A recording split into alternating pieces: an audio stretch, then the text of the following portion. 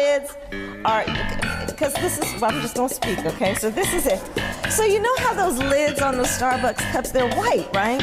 And so if you wear lipstick, they get all over the lid. And so then I find myself in meetings if I'm the only woman, and that's kind of it. So I keep taking the lid off and having my cup out so that I don't have that big lipstick mark on the lid.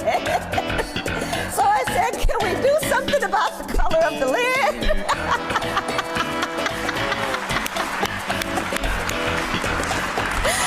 So that was that conversation.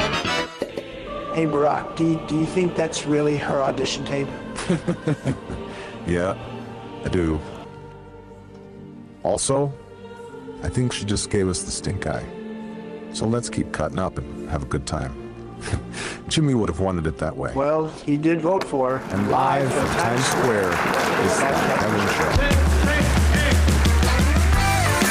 Somewhere in the bowels of the city that never sleeps. Kevin McCullough, radio host with Salem Media. Is a man also not sleeping. Syndicated radio talk show host Kevin McCullough. And that guy would like a word with you.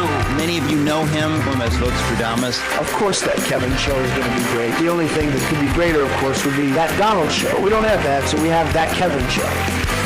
Featuring the music of Dick Tunney and the Dream in Color Orchestra. Straight ahead, the latest on the fires of Southern California. Stephen Moore on the Trump economy. Alexandra Bauer and 5756. Paula Scanlon and the plot to take New Jersey. Sketch comedy from Not a Parody, Nick Peterson and the Holderness family. Riley Gaines on the college football playoff. And making his debut, Brandon Lake in the spotlight. And now, from Times Square, a man who is seeking repentance for his previously all too casual use of the phrase, burn it all down, baby. Here.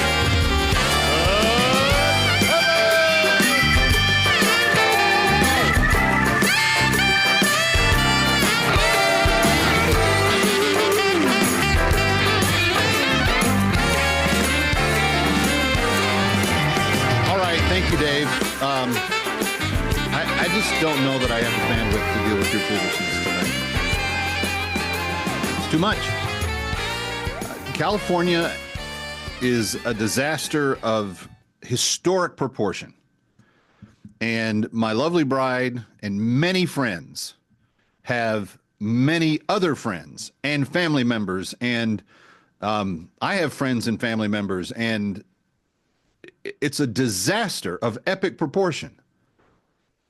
I know we've got sketch comedy and other things scheduled for tonight, and I hope it puts a smile on your face. It put a giggle on the producers' faces this week, putting it together, but it's hard to have anything funny in my mind right now. Because it's not just the disaster. It is the malfeasance that gave way to the disaster. Then it's the disaster. Then it's the lying. I don't even know what to call them. Criminals, fiends, evildoers that are responding to the disaster. And I'm not the only one. Kev, you're right wing. You supported Trump. It's none of that. It's not just me. There are celebrities, there are liberals, there are progressives that are being their eyes are opening, because suddenly if you just do the same thing that you've always done and give the same people the chance to corruptly screw you over again and again, eventually it's not just taxes, it's not just boys in your daughter's locker room, as if either of those things are inconsequential. It's your very life that they will take from you. Your physical life in a few instances, but in the vast majority of the 700,000 victims of the California fires, a lifetime of memories and work and relationships and goals and things they accomplished and the people that they loved. In some of these places, multi-generational memories built into places that have been burned to the ground. And if any of you watching or thinking tonight or listening tonight think that even one of these people that have lost those things will get them back in this lifetime, you are as foolish as the Democratic politicians that created the entire mess. And yes, the Democrats did it. Don't believe me? Sarah Foster, daughter of David Foster, the eccentric music producer.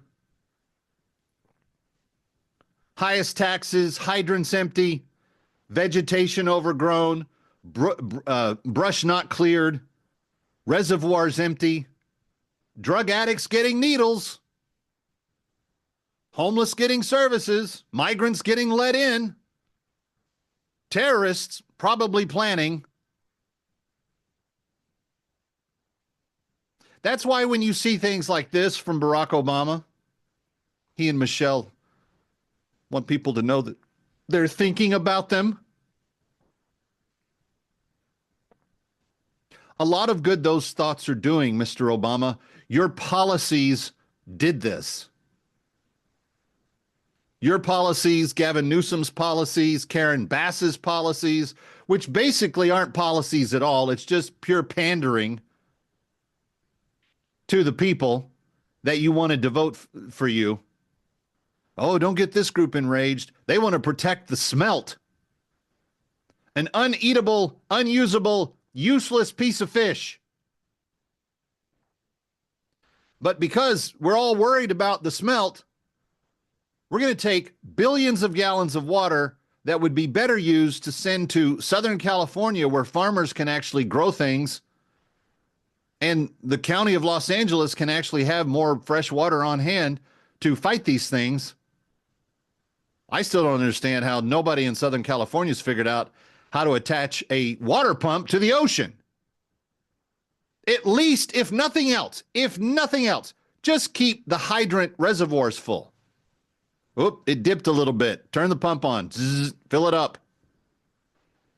You have the world's biggest water source that you can't use for anything else. You can't use the Pacific Ocean for restaurants or bathing or drinking or any of that stuff, but you can put fires out with it. Why aren't there water pumps pumping that directly from the ocean, directly into the reservoirs for the city? The reservoir should never be dry. Well, part of the problem also was you have the fire chief attending to things that aren't really related to firefighting. From her own bio on the LAFD.org site, her priorities: diversity, inclusion, equity. Actually, she did them in the wrong order, and if you do the initials of this, it spells die, which is what people did. But no, her priorities listed here on her bio, the priority, not fighting fires. Diversity, inclusion, equity, die.